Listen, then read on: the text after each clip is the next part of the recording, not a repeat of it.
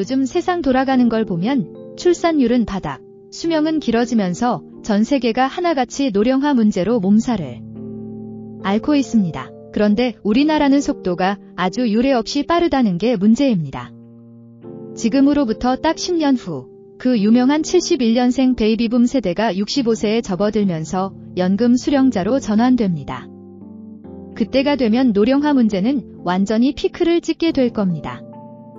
문제는 연금 시스템입니다. 지금 구조는 간단히 말해내는 것보다 많이 받는 구조라서 지속 가능성이 없습니다. 돈을 더 찍어서 명목상 지급한다고 해도 실질적 가치는 보장되지 않겠죠.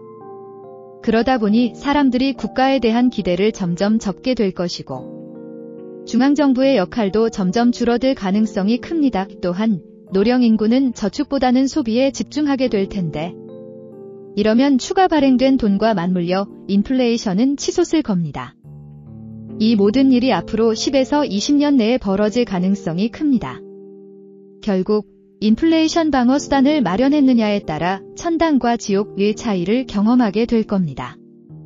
그리고 여기서 중요한 점, 중앙은행 화폐가 힘을 잃으면 반드시 대안화폐가 필요합니다. 전 세계가 비슷한 시기에 이런 일을 겪을 가능성이 크기 때문에 대안화폐는 여러 개가 아니라 하나로 집중될 가능성이 높습니다. 비트코인, 역사적으로 중요한 최초의 블록체인이라는 타이틀은 있지만 너무 낡은 기술이라 글로벌 화폐 역할은 불가능. 이더리움, 애초에 화폐보다는 스마트 계약 플랫폼 역할이 목적. 처리 속도도 느리고 발행량도 무제한이라 인플레이션 방어 역할은 제한적. 리플, 은행 간 송금 효율화를 목표로 개발된 화폐의 문제는 보안과 확장성. 글로벌 화폐로는 어렵다고 봄 오솔라나, 리플과 비슷한 구조지만 노드 수를 늘려 처리 속도 개선. 하지만 보안이 취약하고 안정성이 떨어짐. 스텔라룸엔 처리 속도와 확장성은 우수하지만 노드 확장이 필요. 글로벌 화폐로 자리 잡으려면 넘어야 할 산이 많음.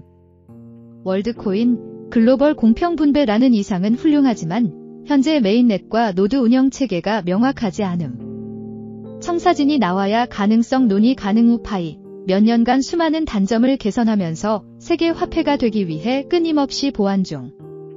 현재로선 가능성이 가장 높다고 봄. 이제 중요한 건 지금 우리가 현재의 연금 내만 기대지 말아야 한다는 겁니다. 인플레이션으로 연금 가치가 폭락할 수밖에 없으니 이를 대비할 대안을 반드시 찾아야 합니다. 개인적으로는 공짜로 받을 수 있는 디지털 자산지라도 미리 받아두는 게 중요하다고 생각합니다. 이건 단순히 화폐를 확보하는 걸 넘어 글로벌 기본소득에 참여할 수 있는 자격을 얻는 것이기도 합니다. AI 기술 발달로 일자리가 줄어들고 중산층이 붕괴되면 자본주의 시스템 자체가 흔들릴 수 있습니다. 이를 막으려면 전 세계적으로 기본소득 분배가 이루어질 수밖에 없고 이런 일은 개별 중앙정부 단위에서 해결할 수 있는 문제가 아닙니다. 결국 디지털 화폐를 통해 글로벌 기본소득이 분배될 겁니다. 그리고 여기서 핵심, 지금 참여한 사람과 참여하지 않은 사람의 격차는 최소 10배 이상 날 겁니다. 저는 전 세계가 선택하는 건 첫 번째 방식이라고 봅니다. 모두에게 동등한 기회를 제공해야 충분한 수의 중산층을 확보할 수 있고 그게 글로벌 경제를 유지하는 데 필수적이니까요. 그래서 저는 가족, 친구들 죄다 꼬셔서 파이채굴 중입니다. 제 노드도 하나 운영 중인데요. 작년 11월 14일부터 시작해서 2달 반 지났지만 아직 보상을 받아본 적은 없습니다. 그리고 혹시 몰라서 월드코인에도 1000만원 투자했어요. 이제 선택은 여러분의 몫입니다. 지금이야 몇 번의 클릭으로 공짜로 받을 수 있는 기회지만 이 선택이 앞으로의 세상을 바꿀지도 모릅니다. 공짜는 없다는 말은 옛말이고 지금은 준비하는 자가 미래를 얻는다는 시대입니다. 엑스파이였습니다. 아디오스.